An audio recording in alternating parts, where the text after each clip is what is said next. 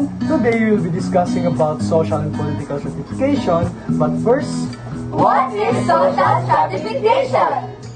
According to Mashones, social stratification is a system by which a society ranks categories of people in hierarchy according to three main key points: power, wealth, and prestige. These are referred to as social desirables or rewards of social positions of statuses, wealth pertains ownership or control of resources, while power is the ability to compel obedience or control a number of people. and finally, prestige refers to social recognition and difference. People in different positions have different access to wealth, power, and prestige. These differences in society give rise to social inequality. In certain societies, some people experience this change in position within the social hierarchy or social mobility. This social mobility is categorized into vertical mobility and horizontal mobility. Vertical mobility refers to the change from one status to another, that is higher or lower. Individuals who rose from humble beginnings to fame and fortune experience upward mobility, but it also works vice versa.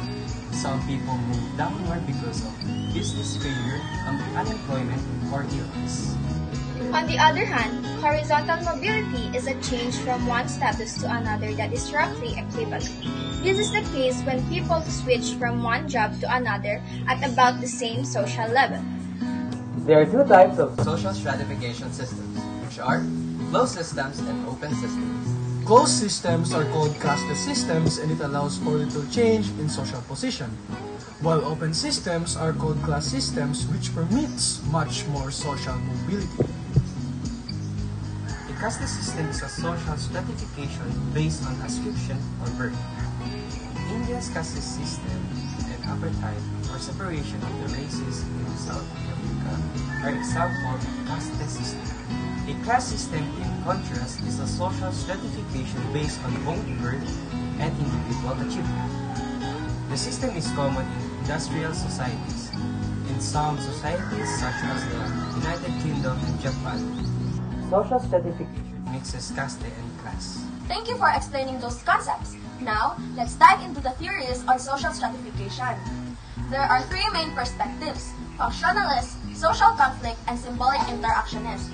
Let's start with the functionalist perspective. The functionalist perspective, as explained by Kingsley Davis and Wilbert Moore, argues that social inequality exists because it plays a critical role in society. According to them, the more important a position is to society, the more rewards it carries. On the other hand, the social conflict perspective views social stratification differently. This perspective, influenced by Karl Marx, suggests that social inequality benefits some while it puts others in a disadvantage. According to Marx, the wealthy or ruling class maintains stratification to protect its economic interests. In his ideal classless society, such inequality wouldn't exist. As expected, the Marxist view is criticized for denying the Davis-Moore theory. The system of unequal rewards is necessary to place talented people in the right jobs and to motivate them to work hard. Expanding on this, Max Weber offers a slightly different social conflict perspective. He identified three dimensions of inequality: class, social status, or prestige, and power. Weber showed how someone could hold power without having much more wealth or prestige. Weber's idea also introduced the concept of socio-economic status, or SES, which considers multiple factors in measuring inequality. Fascinating perspectives. Third theory, the symbolic interactionist perspective takes a micro-level approach.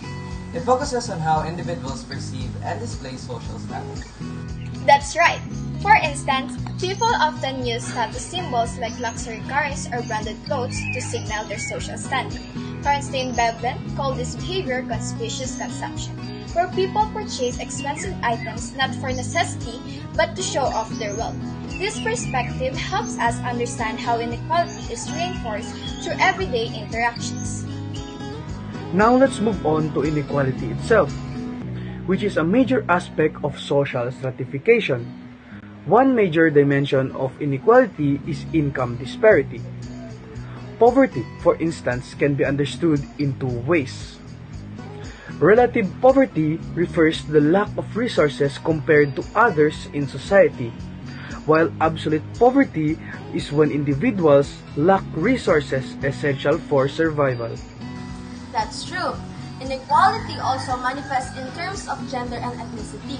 For example, gender stratification highlights the unequal distribution of wealth, power, and privilege between men and women. In many societies, this has led to feminization of poverty, where women are more likely to be among the poor. And ethnicity plays a significant role too. Ethnicity refers to shared cultural heritage, but it can also become a basis for prejudice and discrimination. Prejudice refers to negative attitudes, while discrimination involves action. For example, systematic issues like institutional discrimination can disadvantage certain ethnic groups in areas like education, healthcare, and employment. Exactly. And it's important to remember that while prejudice and discrimination can be negative, they can also be positive, though both create social divisions. To sum it all up, social stratification affects every aspect of society, from individual opportunities to systematic inequalities. By understanding the theories and dimensions of stratification, we can better address these issues and strive for a more equitable society. Understanding This concept Helps us navigate And challenge inequalities. in our communities.